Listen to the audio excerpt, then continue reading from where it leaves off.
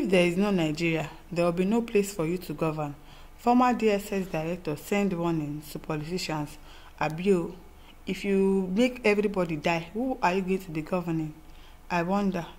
Now to the news info. Former Department of State Services DSS Director Mike Ejiofor has urged Nigerian politicians to put national interest above personal ambitions. He warned that without a stable Nigeria, there will be no country to govern.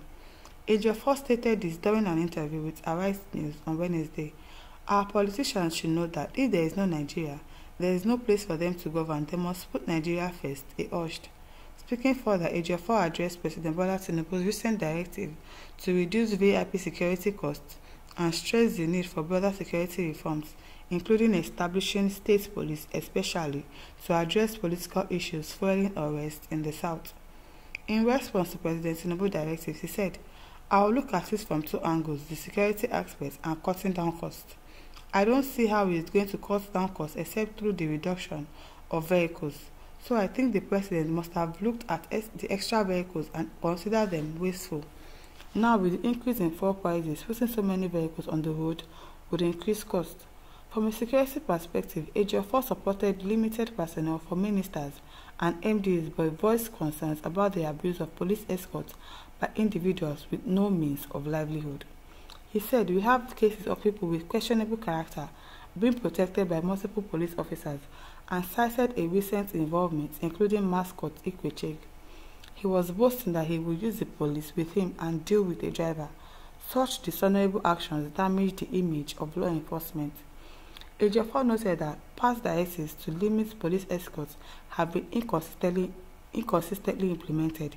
If you recall, the Inspector General of Police directed the withdrawal of these police details. In fact, the way they have rubbished police in our country, police that are supposed to be upholder of law, that are law enforcers, you turn them to errand boys. You turn police officer wearing full uniform.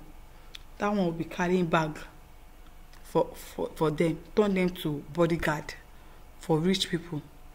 In fact, they have ridiculed all our security agencies in this country. All the people that are supposed to uphold the law, judges, lawyers, DSS, everybody, every one of them, they have been ridiculed, turned to a laughing stock. You turn police to back carrier for you. Now, over 120,000 officers are deployed for VIP protection. When they are supposed to be protecting lives and citizens, they turn them to security guards, sophisticated security guards. That is what they have turned them into, which depletes the police force available manpower for general duties. A lot of people are using police to abuse innocent citizens, which is very unprofessional, very, very low. But that is what our politicians, that's what they like. Use police to oppress. If you have money, you use the police to oppress. Police that are supposed to be fighting for citizens, they are the ones that are oppressing the same citizens that they are supposed to protect. That is the kind of country that we find ourselves. Olasunde Odetola says, "Yes, it is true. Our political actors are ruthless and heartless. Thanks for thought-provoking answers to this predicament in the polity. Nigeria shall survive by God's grace. Amen." Odo Jude says, "When he was in the service, why did he say advise them? Then instead of now, hypocrite, at least he's saying something now, even though he's not there again. Maybe he was not able to talk when he was there, and now he's able to say something, and he's saying it. If he doesn't talk, you say he did not talk. Now he's talking, you are complaining. Even Nigerians, sometimes it is hard to support them because now wahala so much." Dominic Dike says, "Before Nigerian people were living and being governed, sir, you are not right. Where were Nigerians before 1914? He is right. He knows what he's saying. Because police are supposed to be enforcers of the law. When there are issues, robbery cases or anything, you won't say police. But they are there escorting rich people, being bodyguards for them, following them to parties, carrying their bags, carrying their briefcases. Is that what the police has been ridiculed to? Is that what they are supposed to be doing in the States? No. But yes, they continue to do that. So they should retrieve all of them that are doing police escorts for all these politicians, all these rich people. Nwachukwu Albert says, "The problem of Nigeria police is their senior officers who turn their junior officers to errand officers by posting them to Chinese people. Some of them are drivers, gatemen, errand officers, and so on." Can you imagine? When you ask questions, you will hear Their senior officers have collected money from Chinese and posed them to do whatever Chinese ask them to do. So everything still boils down to our head, the people that are supposed to be leaders over us, turning our police officers into errand boys, turning them to drivers, security, cook, because they are protecting. Meanwhile, they are doing omodo for these people that they are serving, and their guys have collected money, so they will do the job and collect mega money as well. It's not as if they are going to pay them well for all the insult that they are taking, because their guys, their superiors are the ones collecting the money that they are supposed to be collecting. You sure Isiaq says, you have said it all, boss.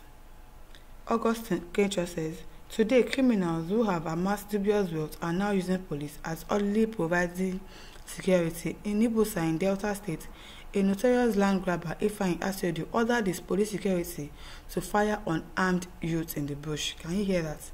As the police refused to carry out his command, he brought out a pistol and shot the young boy on his shoulder, according to eyewitness reports. Later, he was arrested with the police officers. Can you imagine? Can you imagine this country? It's supposed to be Netflix. Make we dey watch. I no need to subscribe to Netflix. Just be watching Nigerian drama every day. Just be watching it. You will have enough content to watch in this country. Stephen Ladapo says, who is reassuring you that plain politics is needed for this strained economy? Well, I think that choosing these 4 years to do the needful may be more feasible rather than strategizing for 2027. Exactly. Do something in these 4 years. Stop thinking about 2027. Thinking about how you want to win election in 2027 when we are still in 2024. Why? Why? Elema Bana says, I hope Wiki and Tinubu will hear this man. Hear. Those ones, do they listen to anybody? They don't listen to anybody. They are the masters of themselves. They cannot answer to anybody. They are the ones that will give order. They are the ones that will tell people what to do. Nobody will tell them what to do. So I don't think they are going to listen. Solomon Olabode says, by the time they burn down the nation, they will have ashes to roll. For those who keep bullying citizens via police, it is just a matter of time. Nothing is forever. Likewise, those clamoring for military rule, they have not experienced one either.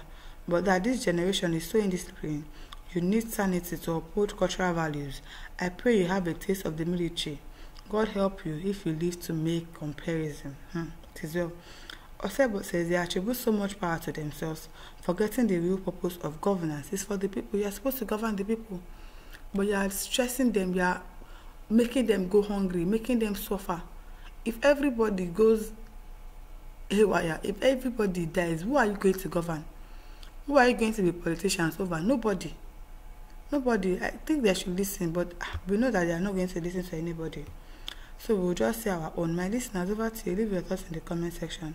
Don't forget to like, to share, and subscribe. Thank you for listening. See you some other time. Bye.